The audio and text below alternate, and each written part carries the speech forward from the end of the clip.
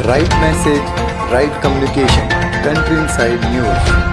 नमस्ते, हम पटना में हैं और पटना में गीता पाठ का आयोजन किया जा रहा है। साप्ताहिकी गीता पाठ पतंजलि योग केंद्र है और अजीत जी और अनिल जी दोनों बैठे हुए हैं। इनके सानिध्य में सैकड़ों की संख्या में लोग गीता पाठ प्रतिदिन कर रहे हैं। पतंजलि का एक बड़ा प्रयास हिंदू धर्म को बचाने के रूप में इसको देखा जा रहा है। अजीत जी, यहाँ पे गीता पाठ का क्या उद्देश्य होगा? देखिए, गीता में श्री कृष्ण ने कहा है, योगस्थु कुरु कर्माणि संगम त्वक्ता धनंजय सिद्ध सिद्ध समो भूत्वा समत्व योग उच्यते। यानी जीवन में अगर संतुलन लाना हो, जीवन में अगर जीवन को समसामयिक जीना हो, तो मुझे लगता है गीता मूल मंत्र के रूप में सिद्ध होगा। और यही उद्देश्य है कि लोग गीता पढ़े, गीता सुने।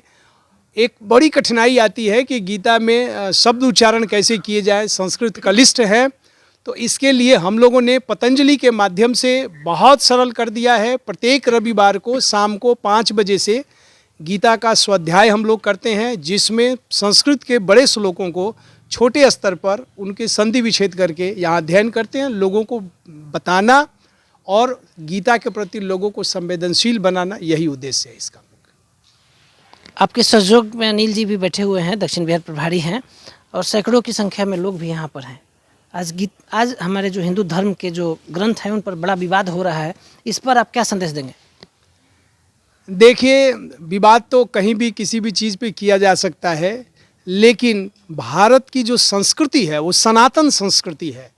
हमारी जो संस्कृति है वो ऋषि आधारित संस्कृति है, और ऋषि को भविष्य में रिसर्चर भी कहा गया।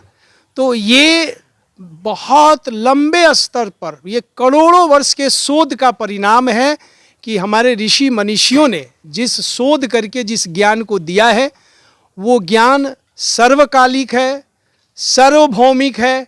इस पर तो कोई विवाद ही नहीं होना चाहिए। अगर विवाद हो रहा है तो कहीं ना कहीं वो विपन्नता, मानसिक विपन्नता का परिणाम है। और जो साल 100-200 सालों से जिनके धर्म और संस्कृति जिनके जन्म लिए, वो हजारों वर्ष, लाखों वर्ष पुराने संस्कृति पर अटाछेप कटाछेप करना मुझे तो कहीं से भी उचित नहीं लगता है। आप सुन रहे थे, स्वामी रामदेव के दूत हैं, 2 दूत बैठे हुए हैं जिन्होंने बिहार झारखंड में पतंजलि का परचम फहराया। स्वामी रामदेव के विशेष दूत अनिल जी और अजीत जी दोनों बैठे हुए हैं। हम अनिल जी से समझते हैं कि अनिल जी, गीता पाठ का जो आयोजन किया जा रहा है, आप क्या कहेंगे? देखिए, गीता पाठ जो है ये हमारे महायोगी श्री कृष्ण भगवान के वाक्यों को सम्मिलित करके बनाया गया है।